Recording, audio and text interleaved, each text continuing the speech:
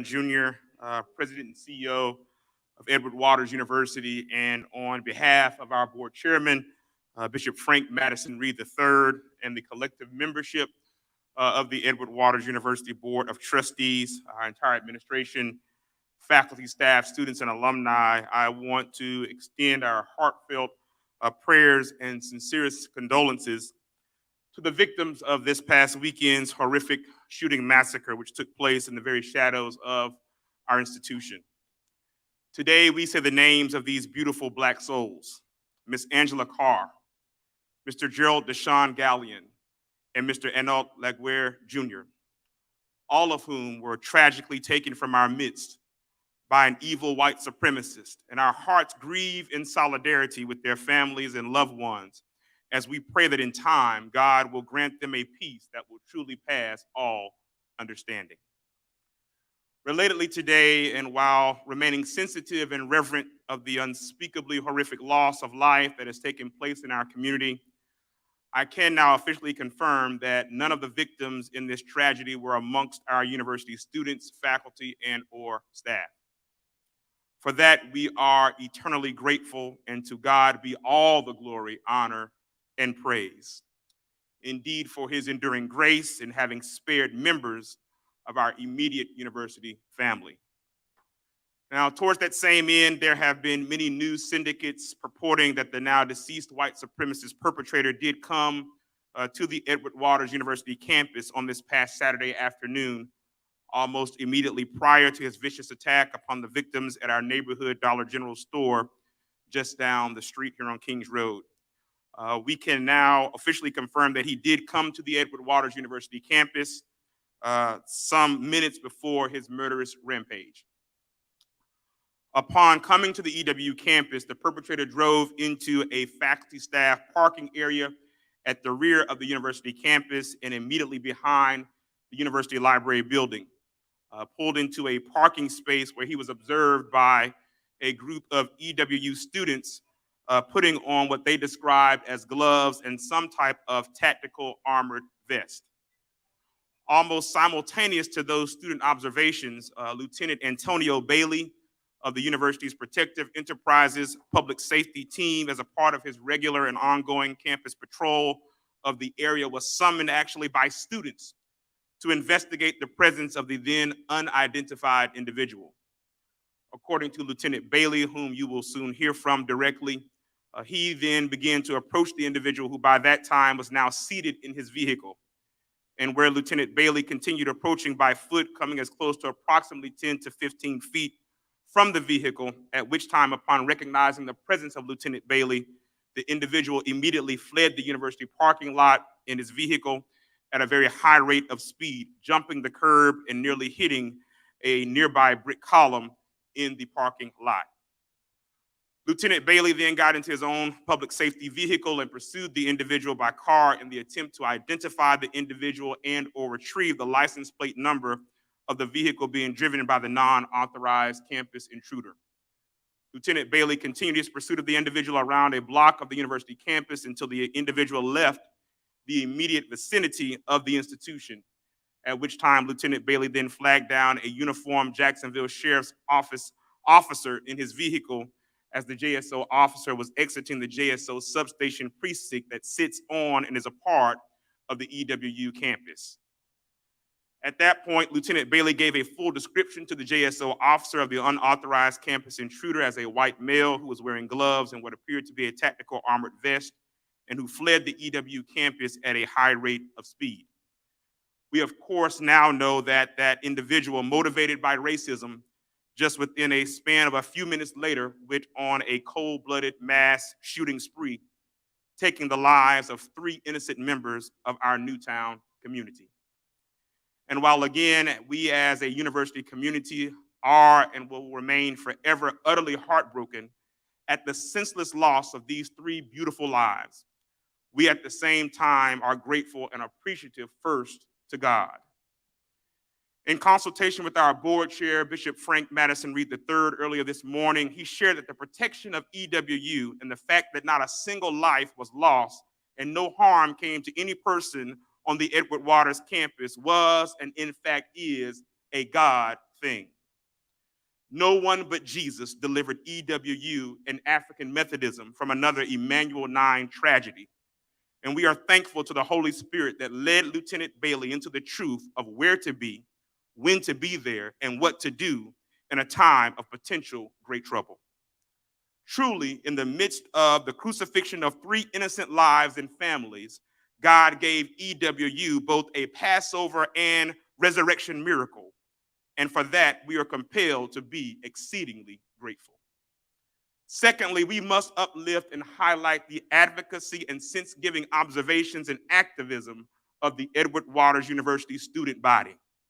Indeed, in this instance, it was the keen self and campus community awareness of the Tiger Scholar students who first observed that this individual was an unwelcomed and unauthorized intruder upon our university campus.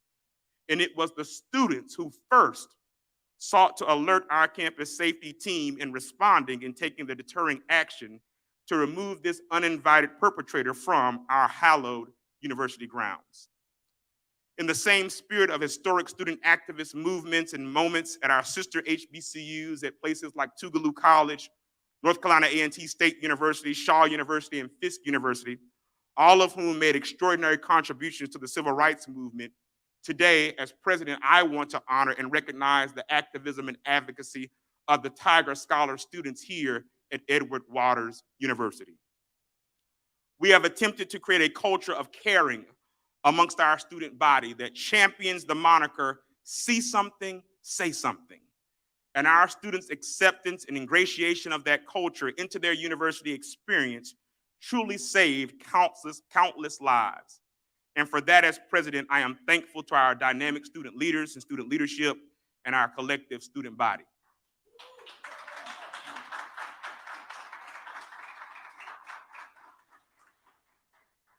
And now, lastly, but certainly not least, our very embodiment of T'Challa, the EWU version, in this case, of the Black Panther, Lieutenant Antonio Bailey, who through dedicated vigilance protected our HBCU version of Wakanda right here on Kings Road in Jacksonville.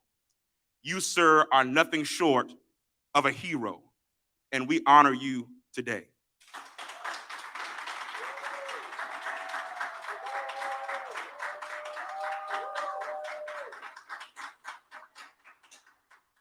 Summarily, given the tragic accounts of what we now know represents the totality of what took place on Saturday afternoon, and not in any way minimizing the abhorrent racist act of violence that wrongfully stripped from this earth 3 innocent lives, we must still thank and recognize the extraordinary efforts of Lieutenant Bailey to thwart what we believe were the original aims of this white supremacist domestic terrorist.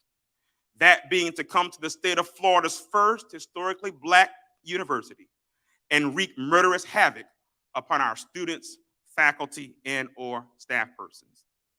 Lieutenant Bailey, because of your sensitive, humble spirit of care, concern, and committed service to others in and throughout our EWU community, God was able to use you as his vessel to save the lives of the young people who have chosen this sacred, historically Black space to better their lives, the tremendous blessing that is a collegiate education. Your actions are beyond commendable, and they will resonate not just for today, but for generations to come, as one of the lives you helped to save may in time prove to be the life that changes the world to end the endemic history of racial bigotry and racial violence against African Americans that has plagued this nation since its very inception. Lieutenant Bailey, you are our hero, and on behalf of the collective board of trustees, me as president, the entire administration, faculty, staff, students, and alumni of this great and historic university, we thank you from the very bottom of our hearts for your actions on our behalf. Please stand and let's thank Lieutenant Antonio Bailey. Please stand.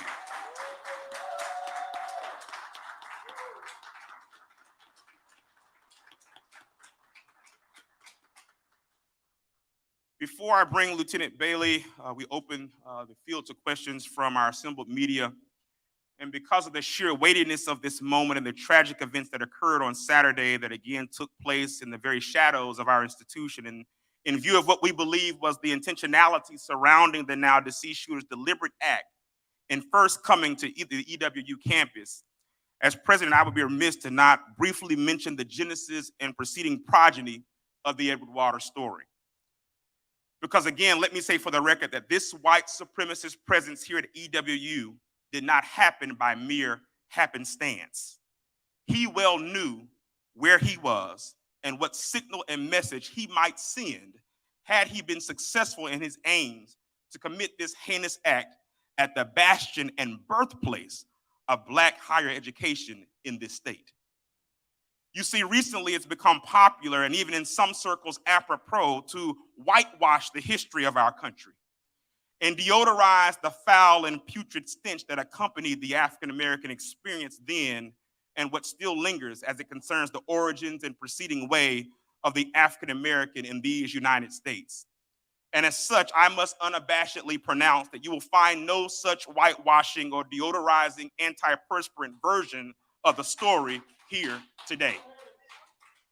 There will be no refuge for anyone's unwillingness or cowardice today towards fully acknowledging, appreciating, and affirming the accurate account of history, as in the spirit of John 8:32, and you shall know the truth, and the truth shall make you free. And so history teaches us that when the Civil War ended in 1865 and the reunited nation entered upon the Reconstruction period, the battle over the adoption and implementation of the 13th and 14th Amendment, as well as the Civil Rights Act of 1866, found our country in a state of embattlement and bitterness that lasted more than a century.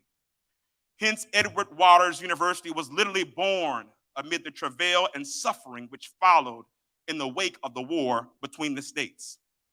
When African Americans found themselves adrift among the swirling current of a swiftly changing social order, they rejoiced in the liberty that they now knew. Yet they found themselves hard-pressed to fulfill the responsibilities demanded by them during the post-war South, for it soon imposed upon them a new kind of servitude, a slavery by another name, as it was called by author Douglas Blackman in his Pulitzer Prize-winning signature work. A new nefariously conceived condition of slavery that was economic, political, and social, and equally insidious in its operation. There was no equality for them, no guarantee of civil or even human rights. And you see, the most galling problem for these newly liberated African Americans was their nearly universal illiteracy. They had been reared by slaveholders who, before 1866, had excused themselves from providing an education for slaves and relied upon laws which, under penalty of fines, imprisonment, or even death, forbade the teaching of African American men and women. Indeed, it was the bleak and forbidding prospect of continuing ignorance and cultural barrenness amongst the state of Florida's African American populace that impelled the African Methodist Episcopal Church to found a school in Jacksonville, where it was universally and gratefully welcomed, as it was the only single source of substantial education available to Blacks in the entire state of Florida. Again, this place was the only single educational source for Blacks in this entire state. So let's again not whitewash it. As Christians, we believe the word. So today we're going to help some of our brothers and sisters know the truth, because the truth will what? Set you free. So for the edification of everyone under the sound of my voice, you should know that Edward Waters was not created, nor has it ever functioned or operated out of an exclusionary spirit of separation, discrimination with aims towards degradation, like some majority educational institutions in our state, and even here locally in Jacksonville, which these institutions, fine as they may be, do have one thing in common, that their common genesis is just that. But that's a history lesson for another day. But conversely, Edward Waters was birthed out of an overwhelming abundance of necessity to serve and uplift a downtrodden, disaffected, and disenfranchised and hurting people. Yes, it was the independent, reverent, and practical attitude and overwhelming spirit of service to mankind, born in the spirit of the AME Church and its first bishop, Bishop Richard Allen, who reconciled that it was incumbent that they extend their work from Pennsylvania, Maryland, Delaware, New Jersey, and Ohio here to the state of Florida, where the Reverend William G. Stewart was appointed as pastor for the state in 1866. And he joined hand with Reverend Charles Pierce, who had come from Canada as an elder to propagate the faith, the first fruit of which was planning and formation for a school to educate African Americans right here in Florida. First chartered by the state legislature as Brown Theological Institute in 1872, just up the road here in Live Oak, Florida, and later as East Florida Scientific and Divinity School in 1883 here in Jacksonville, leading to March of 1892, when a petition was circulated amongst members of the AME Florida Conference to choose a more appropriate name. And thus the name Edward Waters emerged in recognition of the third bishop of the AME Church, who had been elected to the episcopacy in 1836. In 1901, the entire city of Jacksonville burned to the ground, and this school was burned to ashes along with it.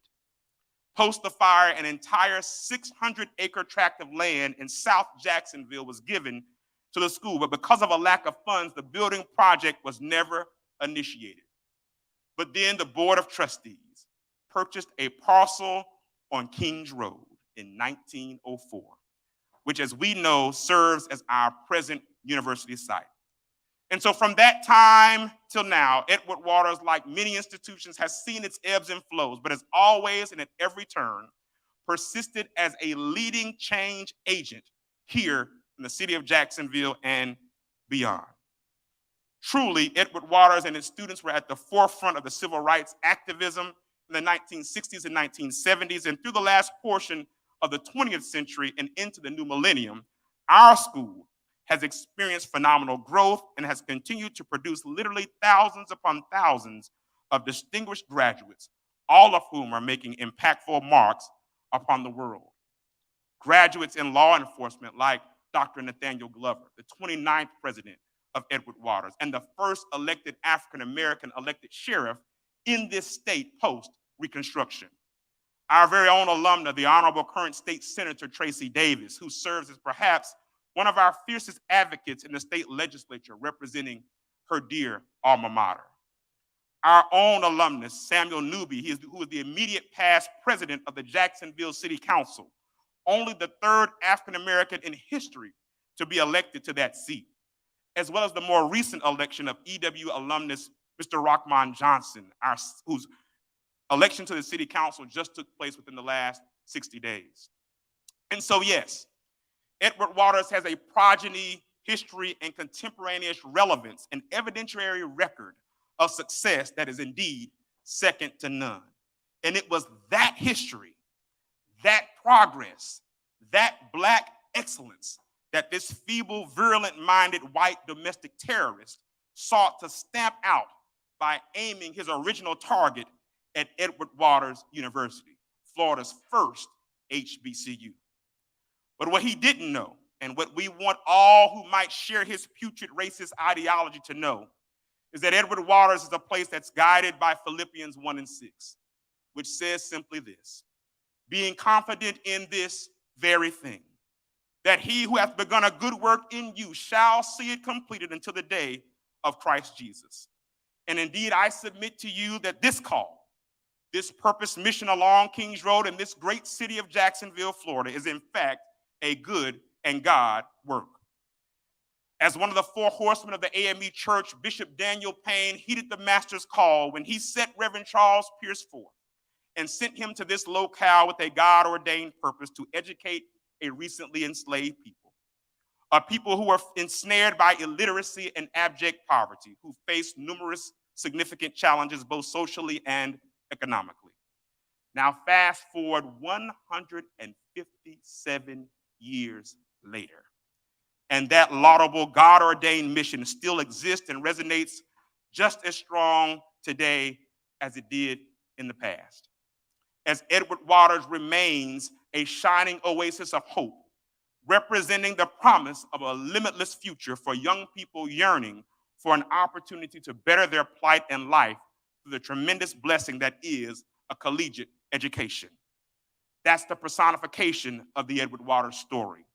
It's a story that I'm confident others will continue to galvanize around and support both internally and externally. And as such, at this moment of great tragedy, in the words of our board chair, Bishop Reed, we must also maximize this moment of miracle to catalyze and reinforce the essential place of historically Black colleges and universities in the future of America. Indeed, we, and perhaps at no other time, we alone, as the nation's leading collection of Black educators, hold the future of America in our hands. For we are the primary disseminators of America's unadulterated histories of truth, and a nation that won't truthfully recognize, reconcile, and confront the inconvenient true history of its past and the continuing contemporaneous impacts of that past will forever be limited by a clouded reality, rendering it unable to realize a truly propitious future.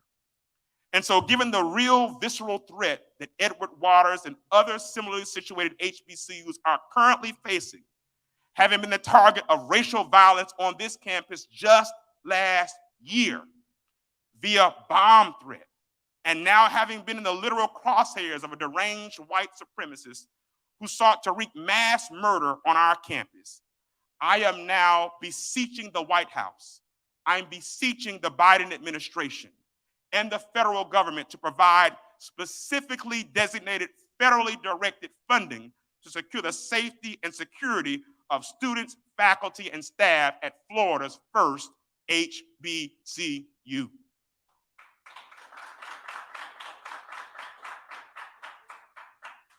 I want to thank our governor for his commitment to me on yesterday to provide directed funding to EWU, but I'm calling on him and our state legislative leaders to do even more to secure our HBCU schools who are under deliberate and specifically aimed vicious attack, but who individually and collectively lack the resources to adequately protect themselves from these monstrously wicked threats.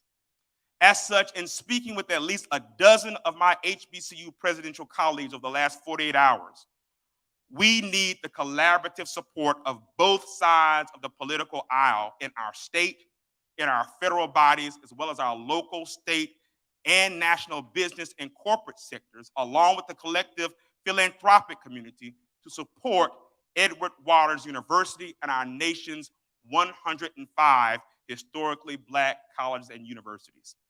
The future of our nation is inextricably connected to our ability to educate against white supremacy, to educate against hate, to educate against racism, and our children's lives are at stake.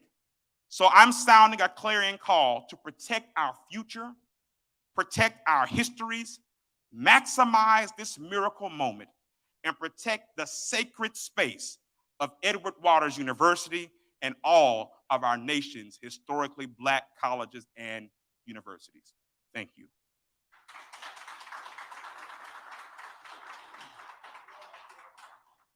At this time, I'm going to open the floor for questions. I will call on you, and Lieutenant Bailey will answer in turn. All right, blue right here.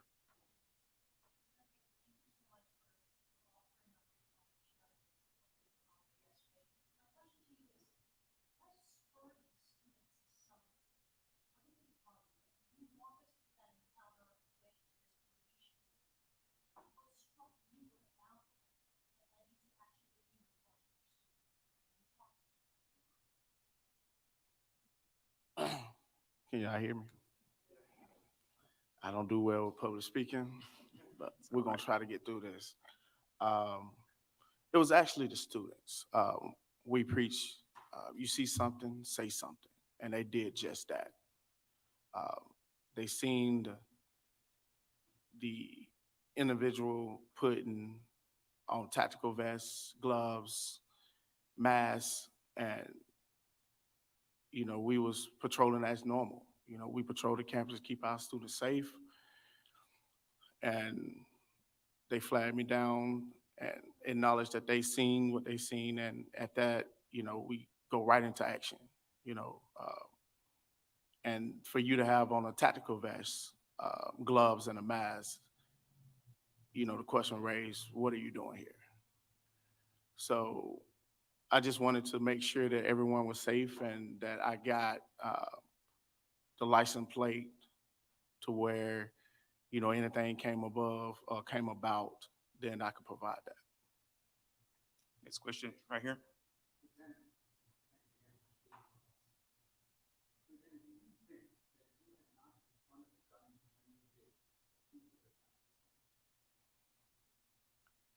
Only the government knows that.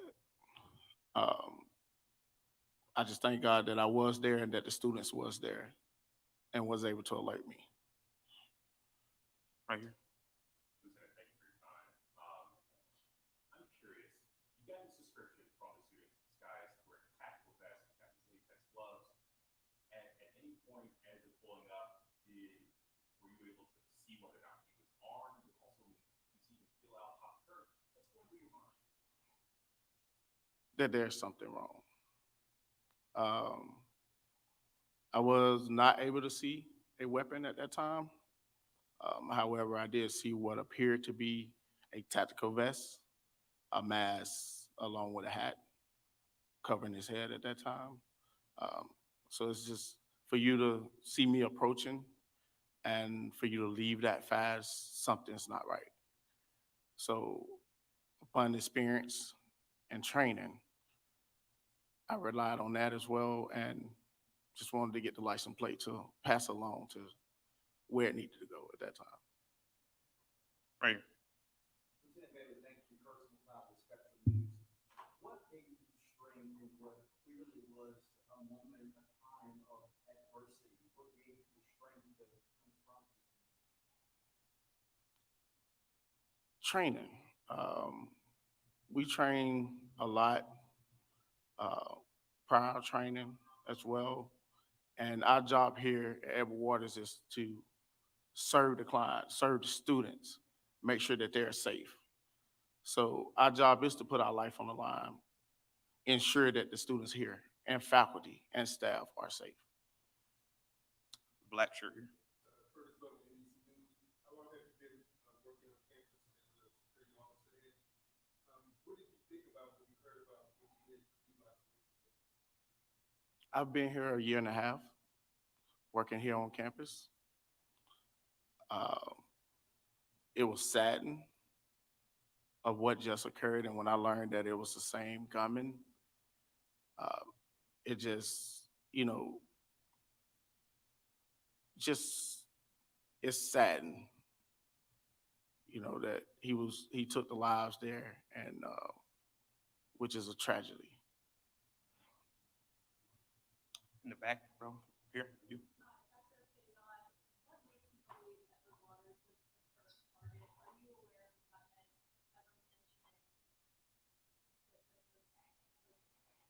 Well, I think we heard yesterday from JSO that there was a manifesto that his aim was to kill Niggers. He could have gone any place in this city, but he came to Florida's first HBCU first, right? And so I think, circumstantially, we can conclude that this is where he aimed to complete his horrid act, but for the heroism of Lieutenant Bailey, we could be having, a tragedy even more.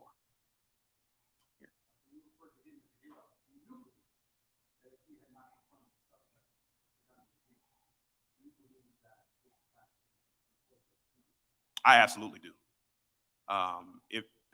But for the students and but for Lieutenant Bailey's presence deterring him, he was gearing up from what we have been able to ascertain and gather.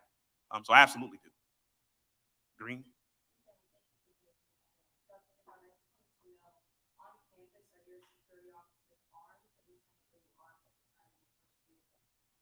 Yes, we are armed here. Let me go back row. Yes.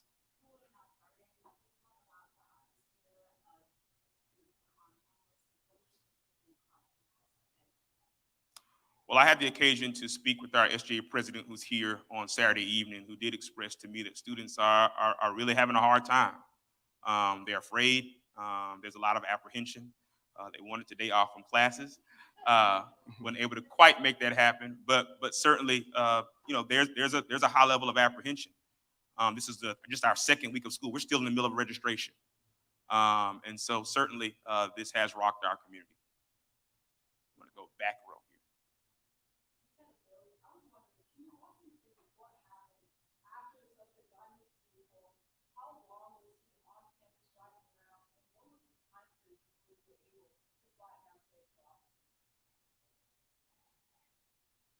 So he left out, we actually passed right through here, actually on Kings Road, made a right onto Spires, at which we stopped at West 9th Street. That was our line for the college, in which we paid attention to see where he went next to see if he stayed away from the college. So we continued down West 9th Street onto Fairfax, in which we seen the gunman again headed north on Fairfax. At which time we came back around to speak with JSO, so approximately 5 to 10 minutes. Go back here, Blue.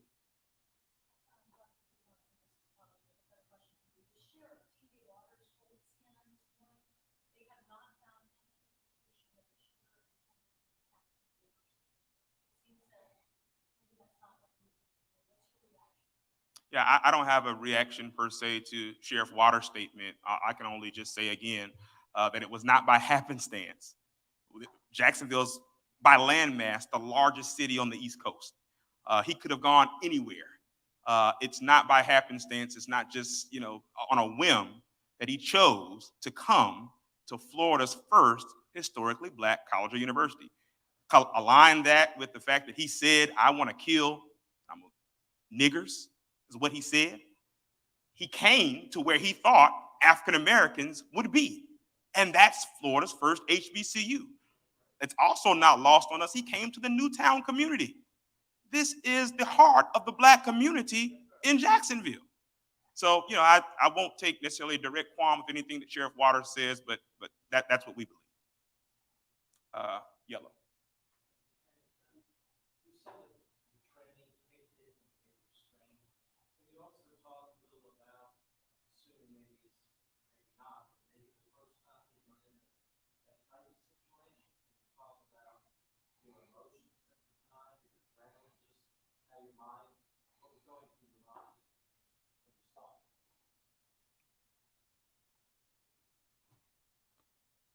Honestly, I couldn't tell you. I just knew that we had somebody on campus that shouldn't be. And I knew that that was around lunchtime and we had students in the Georgia and Collins. So my job is to make sure they get to and from safely. My training is, I am prior law enforcement, where I served multiple years, as well as corrections in the state of Mississippi. So I relied on that training.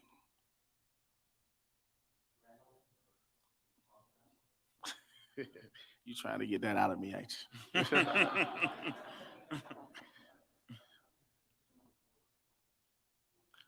Honestly, it was like a normal day. And most of the students can tell you, I walk the campus. We try to bridge the gap. And, after learning what occurred is, maybe some emotions came then, but at the time, I can't think of any. Dolphins hat.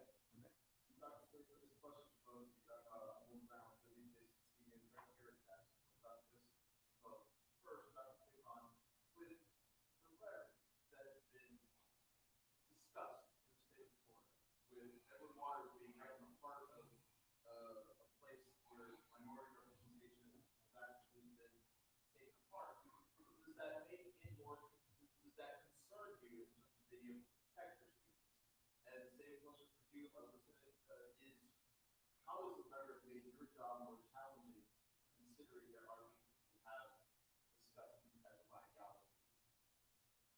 Well, I'll start. I certainly believe, and I think I saw, if I misquote her, I'm sure she'll correct me. I think I actually saw Representative Nixon say something about the fact that this rhetoric plants the seeds, or something to that effect, of this kind of action.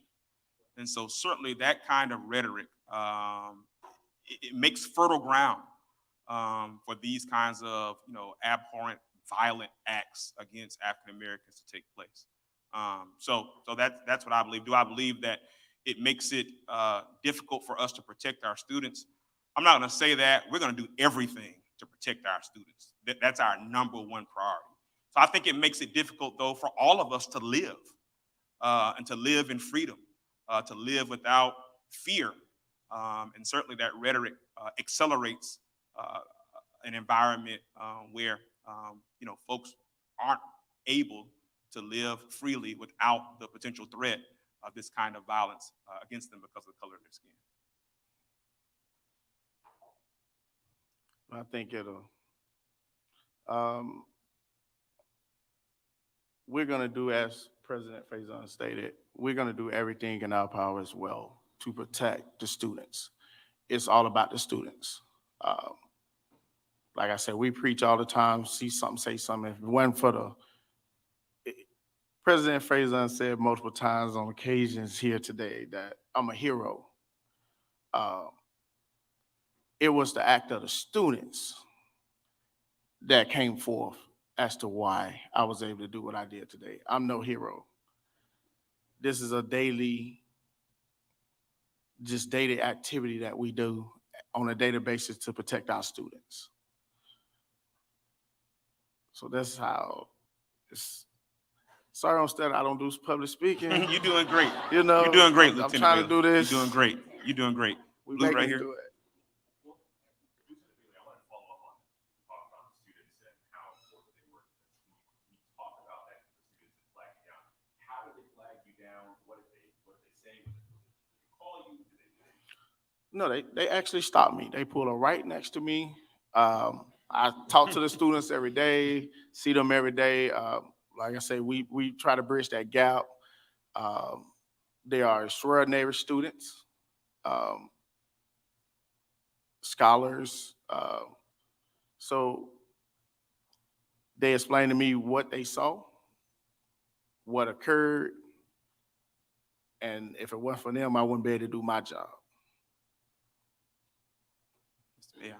Is there anything in your protocol that you would change based on going forward? Whew. That was a good one. I think protocols are set in place for a reason. The protocols that followed that day was outstanding protocols. However, I would, like to see that we have more authority as far as being able to detain, being able to follow or pursue suspects in that matter, especially on a college university. So yes, that's what I would like to see, so we can better do our job. Thank you. I know that this is very fresh through either one of you. I know that Governor Ron DeSantis just issued that he's going to provide $1 million for security upgrades for the university. Have you guys put any thought, do you have top of mind, any things that you would like to do with that money this year? We're actually kind of going through that process right now. As a matter of fact, the director for the Florida Department of Law Enforcement is actually on campus today. Is going to be walking the campus along with myself, some other members of our senior team, to really do an assessment. I think before we just start, spending money, we need to go and really comprehensively do an assessment, do a risk assessment, and then, kind of go from there. And also, just a quick clarification. I just want to know if the students that flag you down are those the same students who shot at TikTok?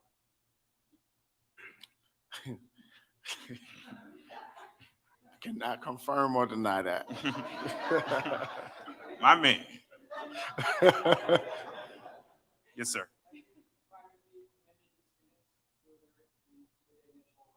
I have.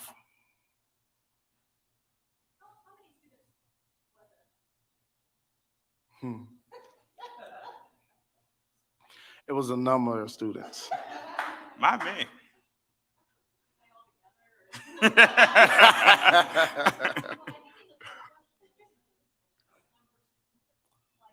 It was a number of students that was able to come in contact with me to help do what I did, or what me and my officer did at that time. Anyone else? Speak now. You got it. No, you got it. Go ahead. Yes. Yeah. So we actually have already shared with our students the availability. We have 24/7, what's called telehealth counseling, where students can get private counseling directly on their phones. We also thankful for the partnerships with other local colleges and universities, as well as the city, who's offered us additional resources should students need them.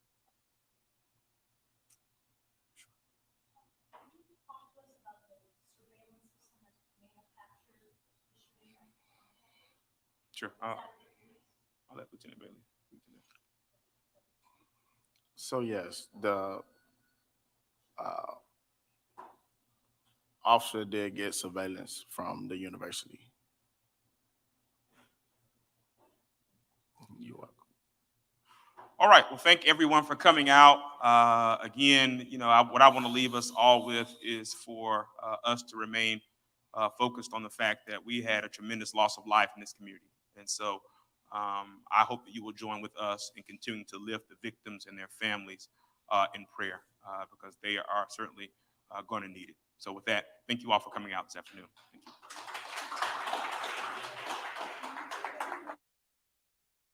Edward Waters University offers education with your goals in mind, giving you a stronger today. Under the guidance of our accomplished faculty, the Master of Education Policy and Advocacy program empowers you to explore issues and concerns within the education system that are important to you. Plus, you can earn your Master of Education Policy and Advocacy degree 100% online. Visit EWU.edu to enroll today. Edward Waters University, emerging eminence.